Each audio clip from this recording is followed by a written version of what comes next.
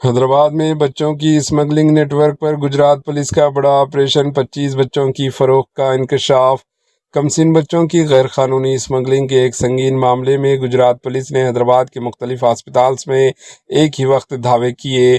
اس case میں ملوث Murugan gang کو گجرات پولیس پہلے ہی گرفتار کر چکی ہے اور انہی کی فراہم کردہ معلومات کی بنیاد پر پولیس ٹیم حیدرآباد پہنچی۔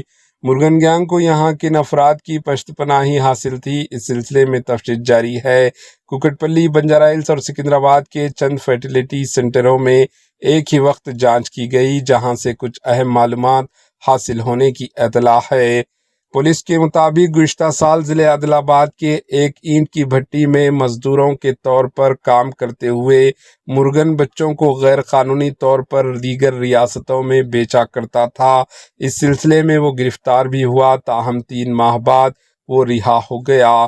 گزشتہ سال چیتنیہ پوری پولیس اسٹیشن میں درج ایک کیس میں بھی مرگن کا نام سامنے آیا تھا۔ پولیس نے یہ بھی انکشاف کیا کہ مرگن کی بیوی کرشنا وینی ایک علیحدہ گینگ چلا رہی تھی۔ ادھر گجرات پولیس نے مرگن گینگ کو پہلے ہی حراست میں لے لیا اور ان کی فراہم کردہ معلومات کی بنیاد پر حیدرآباد میں یہ دعوے کیے گئے۔ پولیس تحقیقات میں یہ بات سامنے آئی ہے کہ مرگن گینگ نے صرف ایک سال میں 25 کمسن بچوں کو بیچا۔